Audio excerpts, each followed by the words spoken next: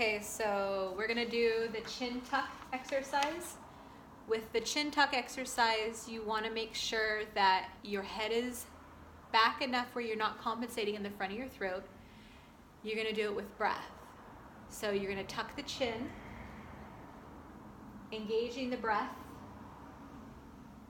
as you go from tuck to neutral,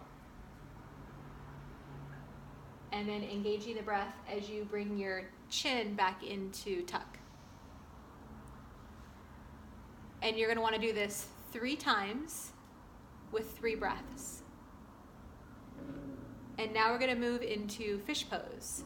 So fish pose, we're modifying this. If you don't have a roll at home, you can pile up some pillows. The key is getting your body propped up enough where you can get enough extension in the shoulders where you can open up the front of the chest. So we're going to use a bolster. You can modify it by using a pile of pillows. You just want to make sure that the middle of your spine where your shoulders can come back.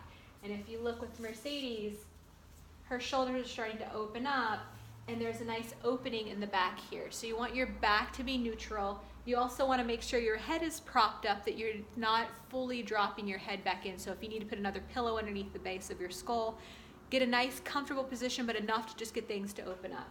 So you're gonna breathe into this position for 30 seconds, or I like to say 10 breaths. In and out, that's 1. So breathe in this position, get your body enough to open up and relax. Don't let your dog lick you in the face, that's not fun. So the next position we're gonna move into is child's pose. Child's pose is a relaxing pose. It's meant to open the body. It's also meant to restore your own sense of feeling. So the key with getting into this pose is making sure that your back is a nice neutral place, that you're not sinking too far into the heels where it feels like your back is aching. So you're gonna get enough extension into your back here, but it's really a pose meant to relax the body, opening the shoulders right in here, and taking enough breaths in there. So this is a breath you're gonna engage into, but you're also gonna relax into. So I want you to do 6 breaths with this and really feel the extension in the arms, in the back, with a gentle relaxation in the low back. But the opening is really around the sides of the arms here. So you wanna just allow your body to sink into that. Now you wanna get your knees out to the side of your body and make sure that your toes are tucked in, so it allows some softness in the hips so there isn't any discomfort in there. So the next one we're going to move into is ball hug. Now again, if you don't have this at home, if you have a yoga ball, great. If not, just pile up a bunch of pillows, enough where you can just hang over to drape your body forward. So with this pose, it's really another relaxing opening pose that's going to create an expansion. So you're going to dip a little bit forward and let your body hang neutrally with your head straight, and let your body to hang over a little bit forward, so roll over a little bit forward. There you go. You want the difficult parts of your back right here to be vertical to the ceiling, right, to the sky. And you're just going to breathe, and you can bring your arms out straight if you need to. That allows you to just relax on the ground. So drape forward. There you go. And relax your arms. Yep, straighten your arms out. So basically draping your body over the ball and breathing into your low back. And then she drops her knees back down. So roll the knees back down. There you go, right there. And drape your body. You feel how this opens up right in here. So with what's going on in your mid and low back, you want to make sure that the apex right in here connects to the sky, because this is where the forces are to be opening up the body.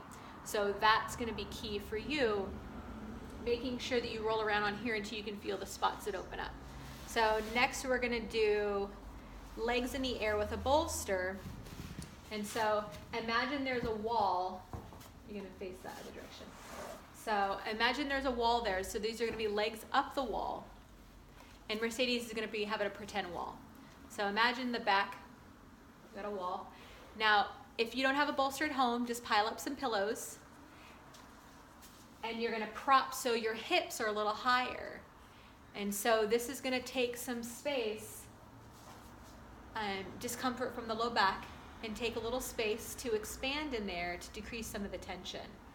Now the key is getting your ankles flat so your feet are to the ceiling, but also flattening out, flexing your ankles, so that's going to create tension along the back of your legs to open up and expand the low back. You also want to make sure that your shoulders and neck are flat and a neutral so they're not creating any neck pain. So the next position, and that one you're going to hold for 30 seconds or 10 full breaths.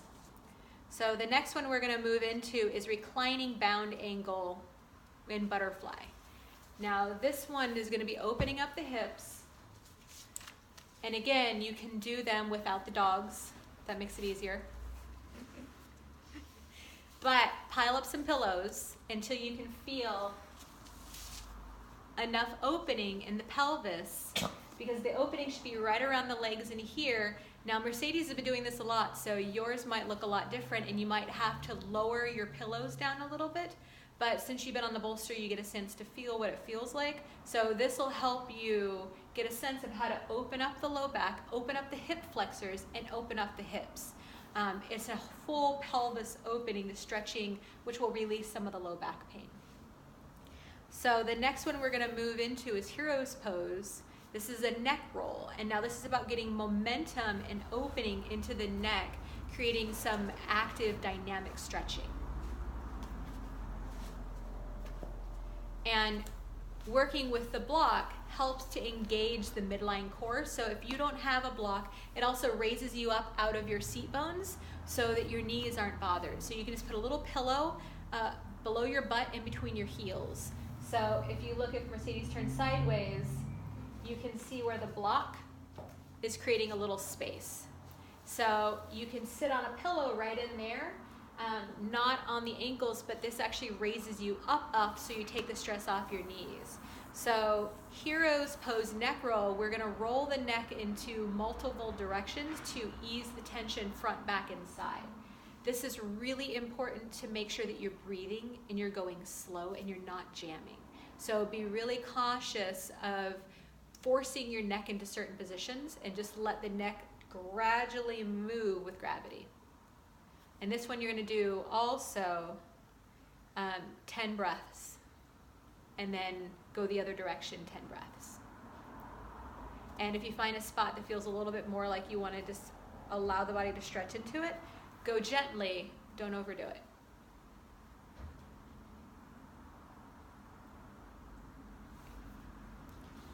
Now the next pose is Warrior Two. This is a more dynamic pose. This is about engaging your core like we talked about, turning on the structure. You want to make sure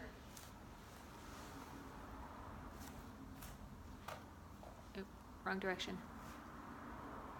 You want to make sure that you're engaging, pulling in your belly button, that your feet is firmly on the ground, that you're connecting, that your knee isn't past your toe, and that your upper body is in as neutral place as you can be.